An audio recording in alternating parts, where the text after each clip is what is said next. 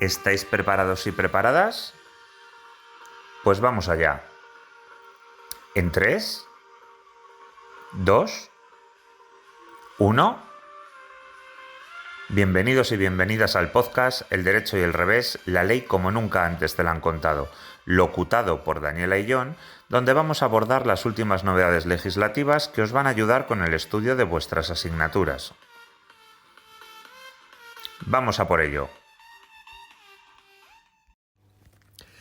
Hola, ¿qué tal? Bienvenidos a esta nueva entrega del podcast del Derecho y del Revés, organizado por la Facultad de Derecho de la Universidad de Cantabria. En este caso, estás escuchando el podcast de la asignatura Derecho Civil 2, en el que trataremos el tema de la propiedad horizontal, en el que abordaremos en especial la última reforma introducida en la Ley de Propiedad Horizontal que ha entrado en vigor pues, en abril de este año.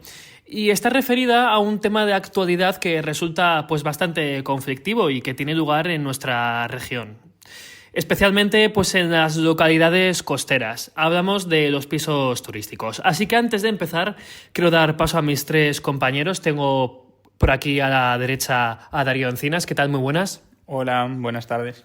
A mi izquierda Alejandro Valentín. ¿Qué tal? Muy buenas. Buenas. Y a Pablo González. ¿Qué tal? Muy buenas. Bueno, pues yo me presento, soy Samuel Campo y en primer lugar conviene definir un poco qué es la propiedad horizontal y qué elementos la componen. Pablo, todo tuyo. Pues en primer lugar, Samuel, la propiedad horizontal hace referencia a un régimen de copropiedad especial que posee una serie de características propias como el otorgamiento del título constitutivo, normas de régimen interno o determinados derechos y obligaciones que tiene lugar cuando varios propietarios son titulares de un derecho de propiedad sobre una vivienda o un local en un mismo edificio. Ostentan, por un lado, un derecho exclusivo sobre el bien privativo y, por otro lado, un derecho similar al de la copropiedad respecto de los bienes comunes a todos los propietarios. Así que, según lo que estás diciendo, existen elementos privados y elementos comunes, ¿no? Sí, así es. ¿Y nos puedes decir, para que sepan nuestros oyentes, cuáles son? Pues respecto a los elementos comunes, el artículo 396 del Código Civil establece un amplio elenco que reconoce como comunes elementos como el suelo, el vuelo, la fachada, el portal, las escaleras, la portería, los contadores de agua, luz y gas, las antenas colectivas. En todo caso, no es un listado cerrado, pues el Código Civil tan solo enumera algunos ejemplos. Por su parte, los elementos privativos, como señala este mismo artículo, se trata del espacio suficientemente delimitado y susceptible de aprovechamiento independiente. Gracias, Pablo. Bueno, antes de continuar, debemos de mencionar que, como ya hemos dicho anteriormente, la comunidad de propietarios tiene elementos privativos y también elementos comunes. Y que los elementos comunes pues no pueden dividirse. Pero aquí viene una pregunta que igual se la está planteando mucha gente que nos está escuchando. ¿Podemos convertir un elemento común en un elemento privado, Darío? Pues sí se puede, Samuel, pero siempre que todos y cada uno de los vecinos estén en conformidad, por lo que se exige unanimidad y además es muy importante mencionar que este elemento común no sea calificado además como indispensable para la comunidad, por lo que, por ejemplo, no podemos adquirir el cuarto de suministro de agua o luz de nuestra comunidad. Ajá, gracias, Darío. Bueno, quédate por aquí porque ya que has mencionado unanimidad, mencionaremos luego el sistema de votaciones y veremos que se exigen diferentes mayorías en función del acto que se pretenda realizar. Pero antes debemos de saber qué derechos y obligaciones tenemos cada uno de nosotros como propietarios. Pero antes quiero que veamos qué deberes tenemos todos y cada uno de nosotros en nuestra comunidad de vecinos. Alejandro, creo que en la ley se establecen los derechos y obligaciones, ¿no? ¿Empezamos con las obligaciones? Sí, bueno, en primer lugar debemos acudir al artículo 9, donde podemos observar que es obligatorio para todos los propietarios, obviamente, respetar las instalaciones de la comunidad, tanto los elementos comunes como los jardines o la piscina, pero también nuestro propio piso y local. Y esto es muy importante, ya que si debido al uso indebido de estos se produce un daño a un vecino, deberás de responder económicamente mediante una indemnización. Y hablando de indemnización, supongamos que es necesaria realizar una importante obra en la comunidad, por ejemplo, para un tema de grietas o una fuga de agua. Pues bien, En este caso, tú como propietario debes de consentir esas reparaciones e incluso consentir las servidumbres para ello. Es decir, dejar al fontanero, por ejemplo, pasar por nuestra casa. Y así que lo dicho, en estos casos tendrás derecho a recibir una indemnización. ¿Y tenemos alguna obligación además de estas? Me imagino pues que igual pueda existir alguna respectiva a los pagos, ¿no? Sí, porque cada propietario debe pagar la parte que le corresponde conforme a su cuota, como cuando se le vaya a realizar una obra para el sostenimiento del inmueble. Si os estáis preguntando dónde puedo saber qué debo de pagar, no os preocupéis, porque en el título de constitución de la propiedad lo podéis encontrar. También debéis de contribuir a la dotación de fondo de reserva. No os preocupéis por no saber en qué consiste este fondo, porque os lo vamos a explicar. Tiene como fin, nada más y nada menos, que se pueda afrontar los gastos necesarios e imprevistos que son necesarios para la conservación del edificio. Aunque, ahora bien, este fondo no podrá superar la cuantía del 10% del último préstamo ordinario de la comunidad. Y antes de terminar mi intervención, Samuel, me gustaría mencionar otra obligación más. Una es que debemos de comunicar al que ejerza las funciones de secretario el cambio de titularidad del domicilio. Y, sobre todo, mencionar que, obviamente, tendrá el carácter obligatorio sin necesidad de acuerdo previo todas aquellas obras y servicios que resulten necesarias para el adecuado mantenimiento y cumplimiento del deber de conservación del inmueble.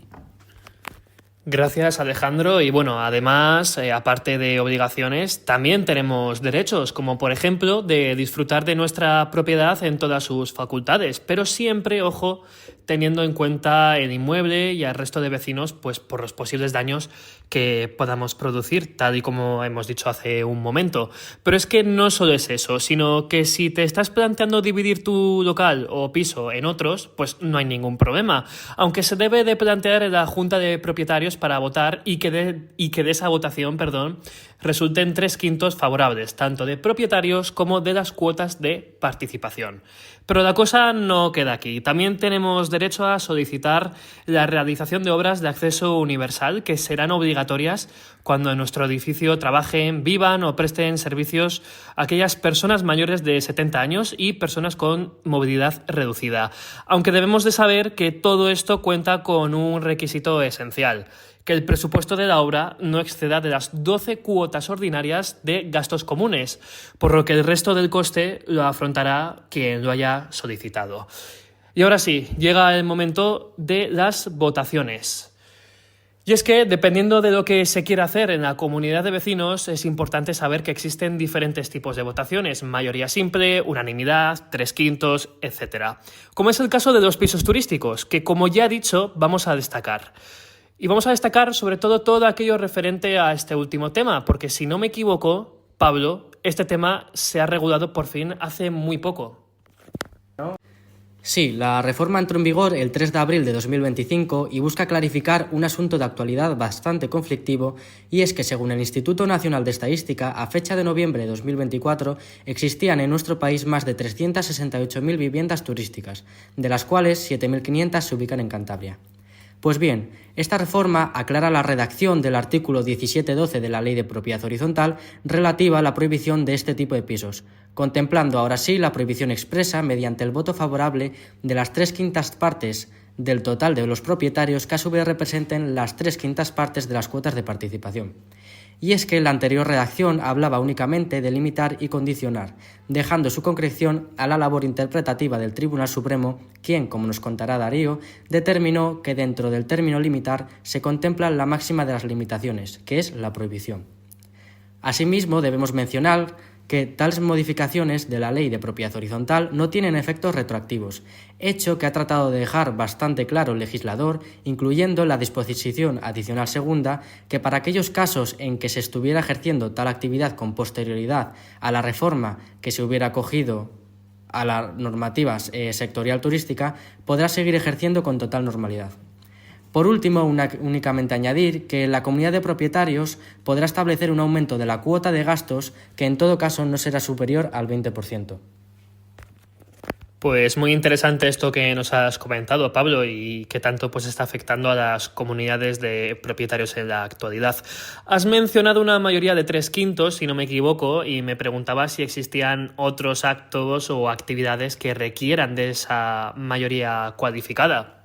Pues sí que las hay, y es el caso de que queramos dividir nuestro piso o local para formar otros independientes o más reducidos, así como con el fin de aumentar su superficie por agregación de otros colindantes, cerramiento de terrazas y en general todas aquellas actividades que alteren de alguna forma el edificio o, como diría Juan Cuesta en Aquí no hay quien viva, alteren los elementos comunes de nuestra comunidad.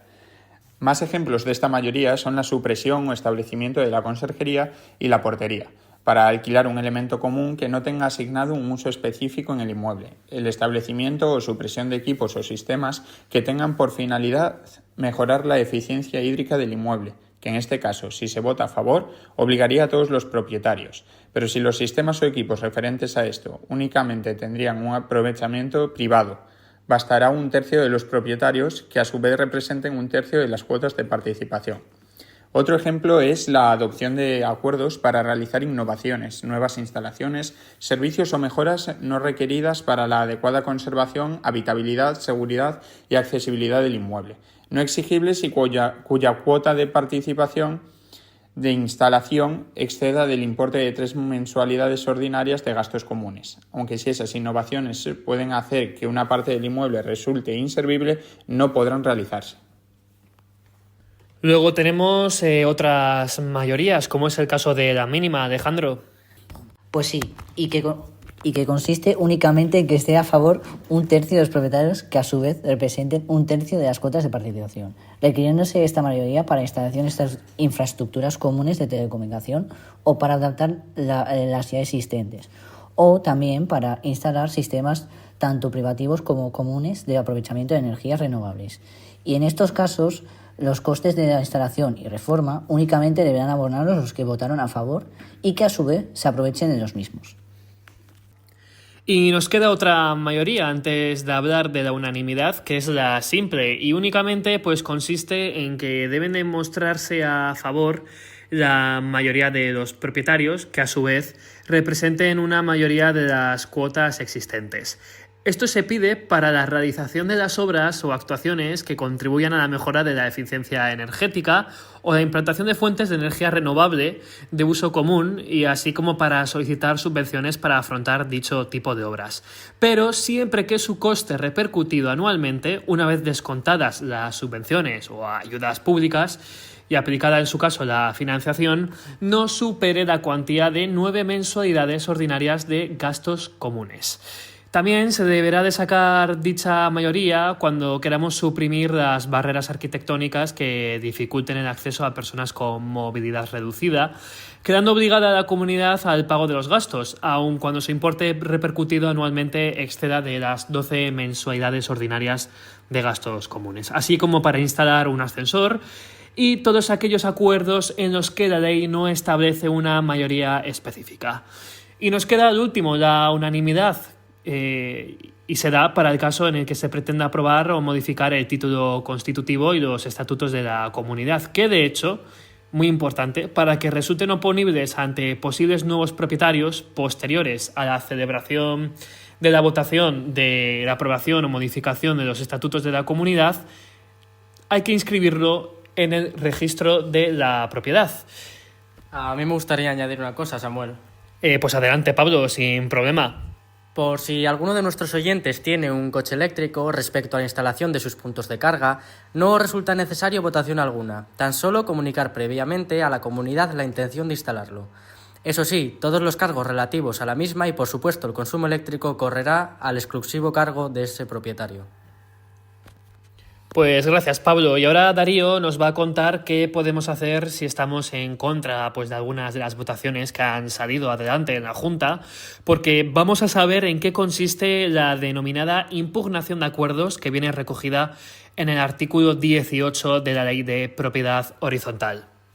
Sí, y para ello debemos de saber, en primer lugar, quiénes podemos hacerlo, ya que únicamente están legitimados aquellos propietarios que hubieran salvado su voto en la Junta, pero también los que indebidamente hayan sido privados de su derecho de voto o los que por algún motivo se hayan ausentado en la votación. Pero ahora bien, todos ellos deberán de estar al corriente en el pago de la totalidad de las deudas vencidas con la comunidad o proceder previamente a la consignación judicial de las mismas. ¿Qué podemos impugnar entonces?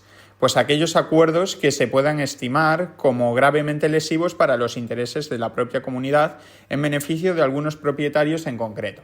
Así, cuando supongan un grave daño que no tenga el deber jurídico de soportar cualquier propietario, teniendo en estos casos un plazo de caducidad de 3 meses desde que se adoptó el acuerdo y de 1 año si queremos impugnar un acuerdo que consideramos contrario a la ley o a los estatutos. Gracias, Darío. Y ahora, pues para acabar, vamos a ver cómo se rige una comunidad de propietarios. Y es que la ley nos dice que pueden llegar a existir 4 órganos: el presidente, vicepresidente, administrador y el secretario. Aunque tanto el vicepresidente como secretario y administrador no son obligatorios. Y es más, podemos decir que podemos añadir más cargos cuando así lo prevean los estatutos, y si no, pues podrá acordarse por mayoría en la Junta. Vamos a empezar con esta última, la Junta de Propietarios, de la mano de Alejandro.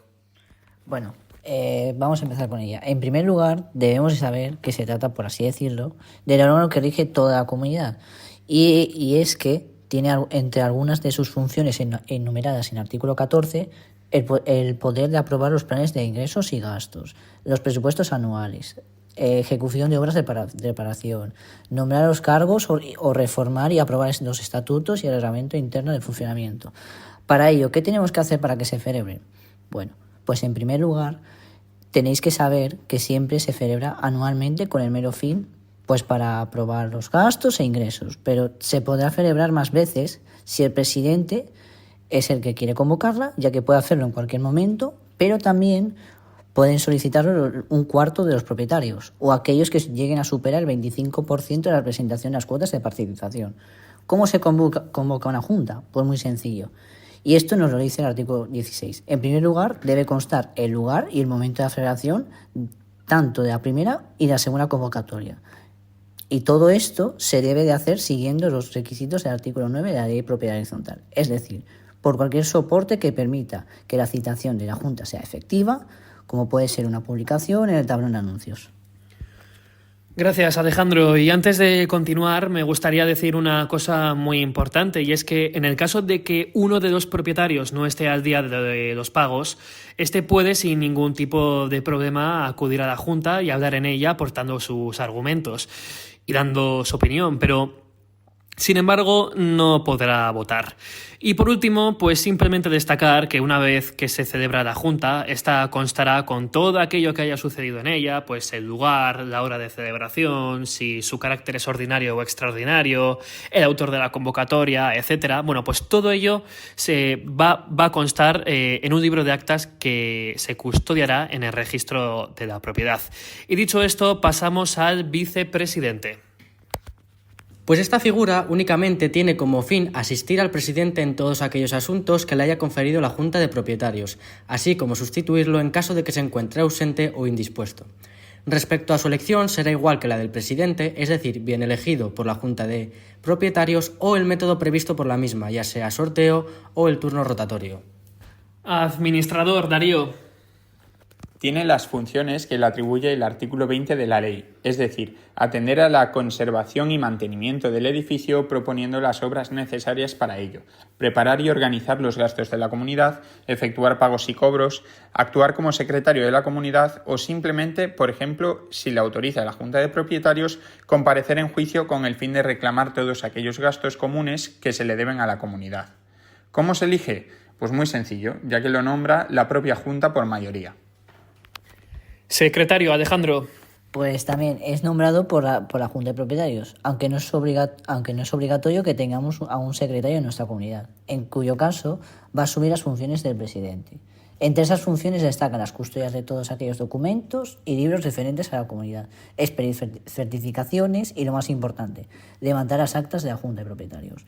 También, aparte del presidente, puede asumir las funciones del administrador de fincas. Y además no es necesario ser propietario para ser secretario. Bueno, pues gracias, Alejandro, y por supuesto muchísimas gracias a todos aquellos que habéis estado al otro lado escuchándonos. Nada más por nuestra parte, hasta el próximo capítulo y un saludo de Samuel Campo. Adiós. Chaito. Muchas gracias. Hasta luego, adiós.